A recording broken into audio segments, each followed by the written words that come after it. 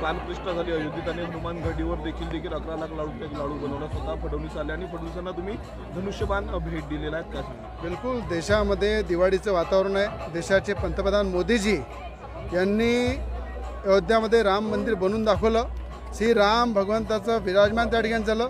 त्याच प्रसंगी अमरावतीच्या हनुमानगडी ज्या ठिकाणी 111 फूट उंच बजरंगबलीची मूर्ती स्थापना पण करत आहे, त्याचं तेथे सुद्धा देवेंद्र फडणवीस साहेब आले।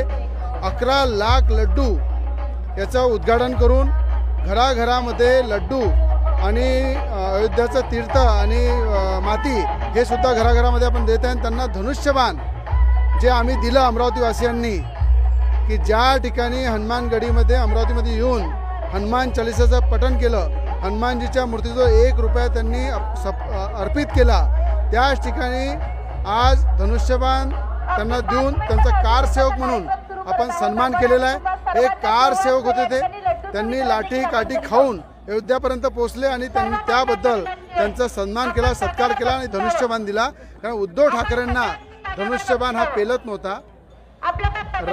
श्री राम भगवंताचा धनुष्यबाण हा अशा व्यक्तीचा असला पाहिजे ज्याच्यामध्ये श्रीराम भगवंताचे विचार आहे, बजरंगबलीचे विचार आहे, ज्याच्यामध्ये हनुमान चालीसा म्हणण्यासाठी ज्यांना जेलमध्ये टाकलं उद्धव ठाकरेंनी, अशा माणसाचा धनुष्यबाण शोभत नव्हता।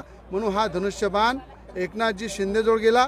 आज आम्ही या ठिकाणी देवेंद्र फडणवीसांना हा धनुष्यबाण देऊन त्यांचा सन्मान केला एक कारसेवक म्हणून। मला असं वाटते जो श्री राम का नहीं, हनुमान का नहीं, वो किसी काम का नहीं, हे उद्धव ठाकरेच्या रूपामध्ये तुम्ही पाहिलेलं आहे।